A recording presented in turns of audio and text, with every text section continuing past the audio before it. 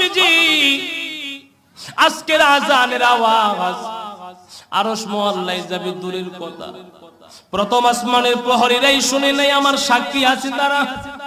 নবী গো আজকে কি আজান দিল গো নবী? সেই আজানের আওয়াজ এই মদিনার অল্প সামান্য জায়গা ছাড়া অন্য কোথাও আজান পৌঁছে নাই। আপনার আগের মুয়াজ্জিন হযরতে বেলাল কই? বেলালকে নিয়ে আসেন, বেলাল আজান দিবে। আল্লাহ পাক আজান শুনতে চাই গো নবী। আল্লাহ জানায়া দিবেন, হে জিবরাইল আমার হাবিবকে গিয়া জানায়া দাও। আমার হাবিবের সাহাবী মুয়াজ্জিন হযরতে বেলাল যতক্ষণ না আযান না দিবে, আমি আল্লাহ সিদ্ধান্ত নিয়ে নিলাম আমি কিয়ামত হয়ে যাবে কিন্তু পূর্ব আকাশে সুবে সাদেকের আলো করব না।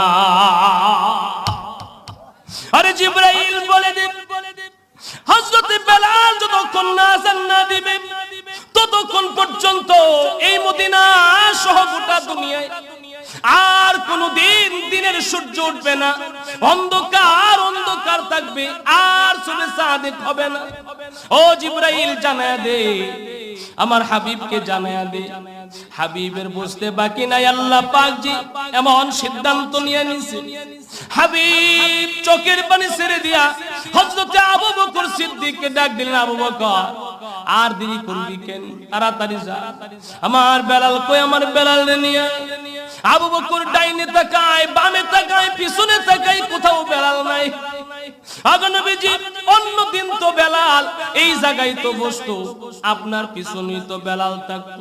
আজকে দি গোটা মসজিদ খালি বেলাল নাই। আবু বকর আর দেরি করিস না, তালাশ কর। আবু বকর মসজিদে নববী থেকে বের হলেন, এক দূরে বেলালের বাড়িতে গেলেন, গেটের সামনে গিয়ে আওয়াজ দিলেন, বেলাল, এ বেলাল, কি রে বেলাল, এখনো বুঝি ঘুম ভাঙ্গে নাই? এখনো ঘুম থেকে জাগস নাই রে বেলাল? আজান দিবি না, আজান দিবি না? এ বেলাল আজান দিবি, ওঠ ওঠ, নবীজি অপেক্ষায় তোর জন্য আছে। কার বেলালকে? বাড়ির থেকে কোনো আওয়াজ নাই।